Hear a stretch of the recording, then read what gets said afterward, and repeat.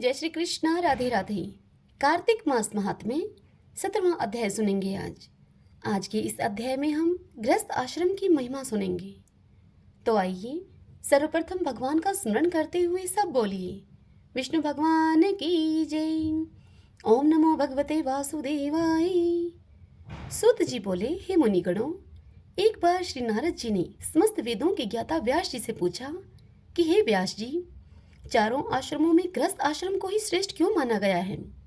इस संबंध में जानने की मेरी प्रबल इच्छा है। नारद जी के श्रीमुख से यह बात सुनकर महर्षि व्यास जी उनसे कहते हैं कि हे महर्षि, आप तो स्वयं ज्ञाता हैं, किंतु फिर भी आपने मुझसे पूछा है तो मैं आपको बतलाता हूँ।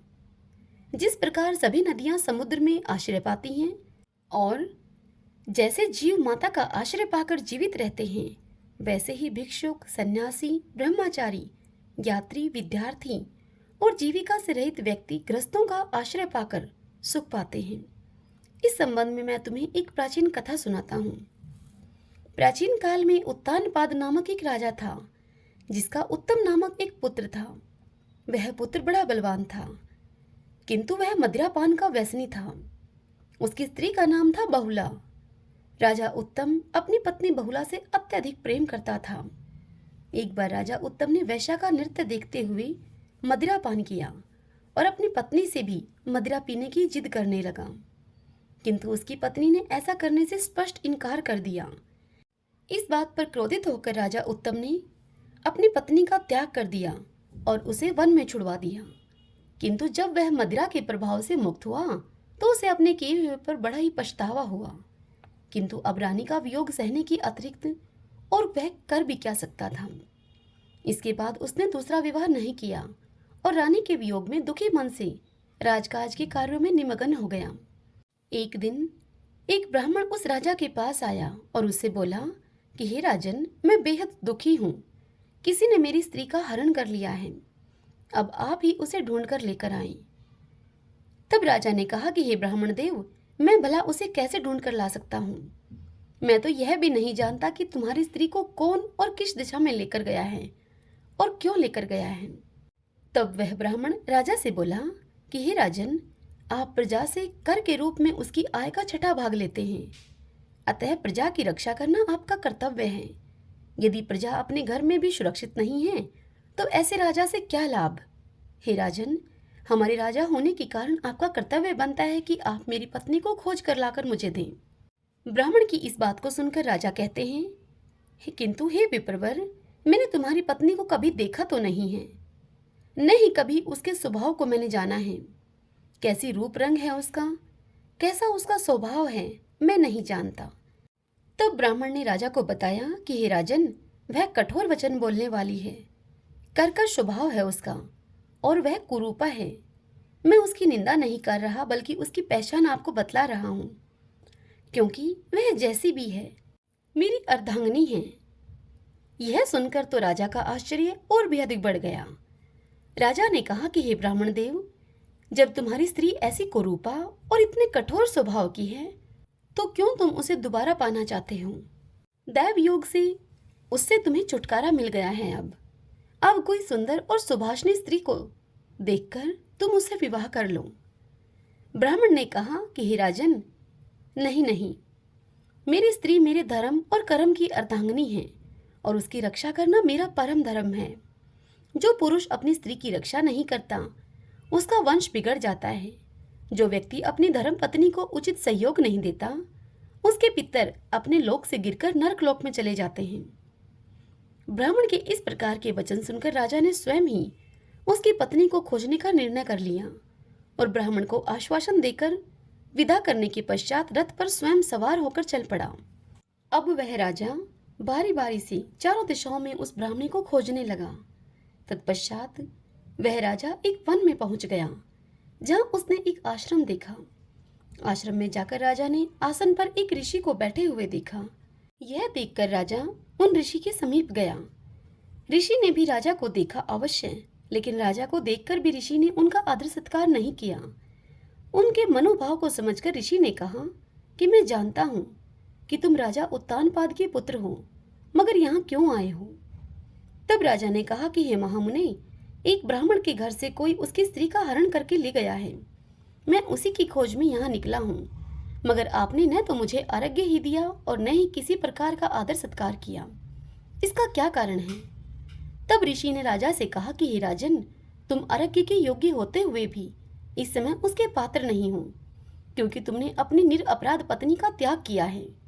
यदि स्त्री का धर्म पति की तन मन से सेवा और उसकी आज्ञाओं का पालन करना है, तो पति का भी कर्तव्य है कि वह उसका यथोचित सम्मान करे।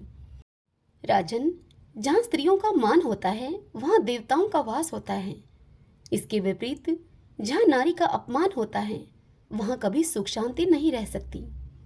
इतना सुनकर राजा का सिर लज्जा से झुक गया। वह बोला कि भगवान, आपने मेरी आंखें खोल दी, अब कृपा करके मेरा मार्गदर्शन करिए। अपने से पहले मैं उस ब्राह्मण के लिए चिंतित हूँ।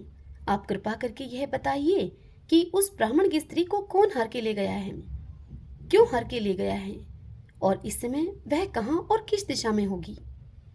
तब ऋषि ने ध्यान लगाकर बताया कि हे राजन, अदिति का बलाक नामक राक्षस पुत्र उस ब्राह्मणी को हर कर ले गया है। उसने उसे उत्पलावर्त वन में रखा हुआ है। अब तुम उसे ढूंढकर ब्राह्मण से उसका मिलन करवा दो। यह सुनकर राजा ने ऋषि को प्रणाम किया और फिर रथ पर सवार होकर उत्पलावर्त नामक उस वन में जा पहुंचा। वन में उसकी दृष्टि एक स्त्री पर पड़ी जो कि एक वृक्ष के नीचे बैठी बिल्व फल खा रही थी। उस स्त्री का रंग रूप और नयन नक्श ठीक वैसे ही थे जैसे कि ब्राह्मण ने राजा को बताए थे। अतः उस स्त्री को देखते ही राजा ने उसे पहचान लिया और मन में विचार करने लगे कि यही उस ब्राह्मण की स्त्री है। तत्पश्चात राजा उसके निकट जाकर अपनी शंका के समाधान हेतु उससे पूछते हैं कि हे कल्याणी, तुम कौन हो और इस मन में तुम क्यों आई हो? हे राजन, मैं अतिरात्र की पुत्री और विलास पुत्र की पत्नी हूँ। मैं अपने घर में सो रही थी कि बलाक नामक एक राक्षस ने मेरा हरण कर लिया और मुझे यहाँ लेकर आया। यहाँ लाने के बाद न तो उसने मुझे किसी प्रकार का कोई कष्ट दिया और न ही मेरा सतीत्व नष्ट करने की चेष्टा ही की। इतना होने पर भी हे राजन, मैं अपने पति के वियोग के कारण दुखी हूँ। तब राजा ने उस ब्राह्मणी से पूछा कि हे ब्राह्मणी, वह राक्षस कहाँ गया है? तब उस ब्राह्मणी ने उस राक्षस का ठिकाना राजा को बता दिया। तत्पश्चात राजा उस स्थान पर पहुंचा और उसे देखते ही राक्षस उसके चरणों में गिर पड़ा और बोला कि हे राजन, कहिए मेरे लिए क्या आज्ञा है। तब राजा तनिक क्रोध दर्शाते हुए उससे बोला कि अरे दुष्ट, अरे निशाचर, तू उस ब्राह्मणी का हरण करके क्यों लाया है? क्या तू उसके साथ विवाह करना चाहता है? वह तो अत्यंत कुरूप है। यदि तू उसे खाने की इच्छा से लाया है तब भी तू मुझे बता। तब वह राक्षस बोला कि हे राजन, मेरे घर में अनेक रूपवती अप्सराएं हैं। उनके अतिरिक्त मैंने कभी किसी स्त्री से भोग की इच्छा नहीं की और न ही मैं मांस भक्षण करता हूँ। मैं तो इस योनि में पूर्व जन्म के पापों का प्रायश्चित कर रहा हूँ। इस ब्राह्मणी के हरण का कारण यह है कि इसका पति राक्षसों को मारने का मंत्र जानता है। जब हम यज्ञ का अन्न ग्रहण करने के लिए जाते हैं तो वह ब्राह्मण हमें वहां से भगा देता है, क्योंकि अधिकांश यज्ञों का आचार्य वही बनता है। इसी कारण उससे दुखी होकर हमारा यह उद्देश्य था कि उसकी पत्नी का हम हरण करके लाएं, क्योंकि शास्त्रों के नियम के अनुसार स्त्री के बिना पुरुष को कोई भी धार्मिक कर्म करने का अधिकार नहीं है। इसलिए अब वह यज्ञों में आचार्य नहीं बनता है। राक्षस की इन बातों को सुनकर राजा को लगा कि पत्नी के संदर्भ में परोक्ष रूप से वह भी उसकी निंदा कर रहा है।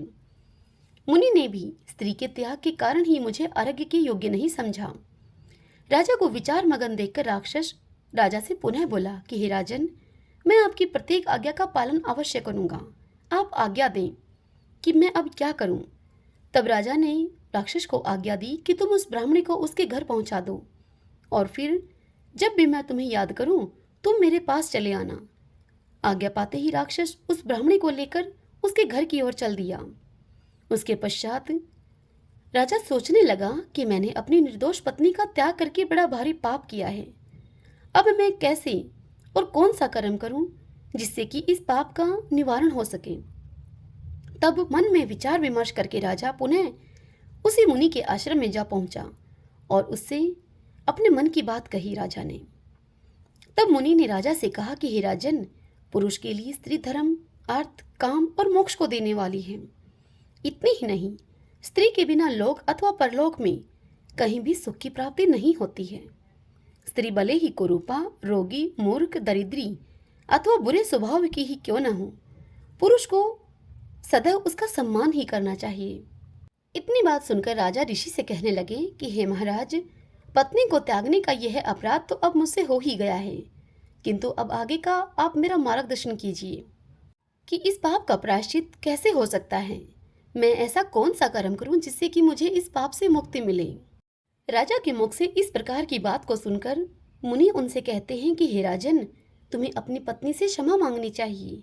यह सुनकर राजा बोले, हे महाराज, मैं तो यह भी नहीं जानता कि वह कहाँ और किस स्थिति में है, जीवित भी है अथवा मृत हो गई है। तब मुनि ने राजा को बताया कि हे राजन, तुम्हारी स्त्री जीवित है और इस समय वह नागलोक में है। उसे अकेली वन में विचरती हुई देखकर शतापात नामक नाग उसे अपने लोक में ले गया, जहाँ उसकी नंदा नामक कन्या ने उसे घर में छिपा रखा है। तुम्हें उसे वहां से मुक्त करवाना होगा। इस प्रकार राजा मुनि को प्रणाम करके वापस चला गया। अपने महल में जाकर राजा ने बलाक को याद किया, जो तुरंत ही उनके समक्ष उपस्थित हुआ। तत्पश्चात राजा ने बलाक राक्षस को नागलोक जाने का आदेश दिया और उससे कहा कि तुम मेरी पत्नी को वहां से मुक्त कराकर लेकर आओ। उस आज्ञा को पाते ही बलाक राक्षस नागलोक की ओर प्रस्थान कर गया। तभी अपनी पत्नी को पाकर ब्राह्मण भी राजा को धन्यवाद देने के लिए आया। अपनी पत्नी को पुनः पाकर वह ब्राह्मण अत्यधिक प्रसन्न था। तभी बलाक राक्षस उसकी पत्नी को भी नागलोक से ले आया, जिसे पाकर राजा भी अत्यधिक प्रसन्न हुआ। उसने अपने आचरण के लिए क्षमा मांगी और फिर दोनों पति पत्नी, राजा और रानी, सुखपूर्वक रहने लगे। हे राजन, इस कथा के माध्यम से मैंने तुम्हें गृहस्थ आश्रम का महात्म्य बताया है। अब यदि कुछ और तुम्हारी सुनने की इच्छा हो तो वह भी कहो। श्रीमन नारायण नारायण हरि हरि, भजमन नारायण नारायण हरि हरि। ओम नमो भगवते वासुदेवाय।